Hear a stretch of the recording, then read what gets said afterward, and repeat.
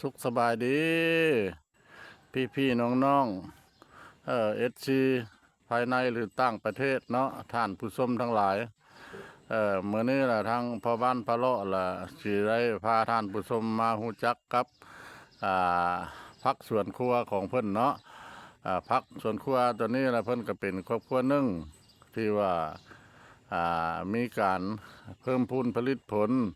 เป็นครอบครัวที่ดุมั่นเนาะเพิ่นได้ปลูกต้นสาลีหรือต้นข้าวโพดเนาะแต่ในต้นสาลีนี่เพิ่นก็ได้ปลูกผสมประสานกันเนาะแล้วก็ต้นสาลีแล้วเพิ่นจงไว้สองลำแล้วเพิ่นก็มีต้นมะเขือแต่ละคุมแต่ละต้นสาลีแล้วมันมีต้นมะเขือมะเขือผสมถ้าว่าเพิ่นตัดมักสลีเนาะมักสลีข้าวโพดนี่แก่แล้วเพิ่นก็ยังมักเพชรมักเพชรมักเขือแล้วมันเป็นครอบครัวที่ดุมั่นเด้อเนี่ยมันเป็นคือจังซี่ล่ะก็บ่ได้กว้างได้ขวางดอกแต่มาเบิ่งวิธีของประชาชนชาวอันนี้บ้านเวียงวิไลเนาะเมืองท่าแขกแข่งขมวนเพิ่นกระปุกได้หลังบ้านหลังเมืองเพิ่นนี่ละมันใกล้กับตะคลองน้ำแล้วมีต้นไม้เนาะมีต้นไม้เลี้ยงน้องก็มี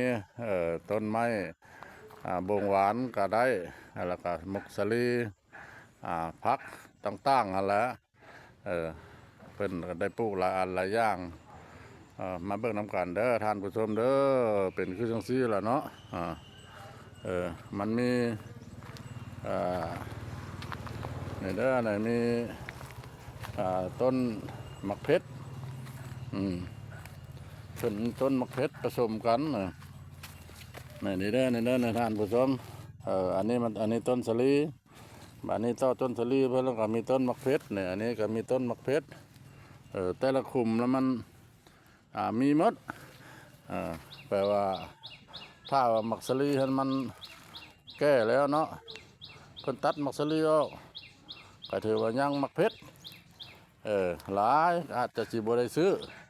เนาะมักเพชรเนี่ยนะเพิ่นเอาในส่วนครัวเพิ่นนี่ก็กุ้มกินแล้วมาเบิ่งนำกันเลยเนาะ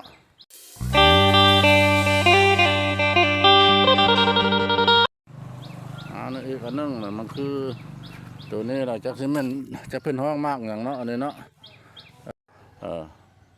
มือนึงละคนลาวเฮาทานข้าวนี่ละ3 คาบนึ่งละคาบเช้าตื่นลุกมาแล้วเราต้องได้หุงข้าวนึ่งข้าวรถเนาะกับมีอย่างก็แต่งอยู่ทำกินมันก็แต่งคั่วกินแต่ละอย่างมันก็ต้องได้ใส่ผักเนาะ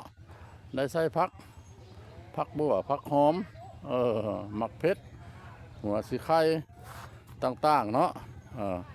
ตอนเที่ยงมาอีกได้เฮ็ดกินอีกได้เฮ็ดกินอีกทานข้าวเที่ยงอีกหรือว่ากินข้าวเที่ยงอีกยังบ่แล้วได้ทานผู้ชมเอ้ยตอนแรงมาบาดนะ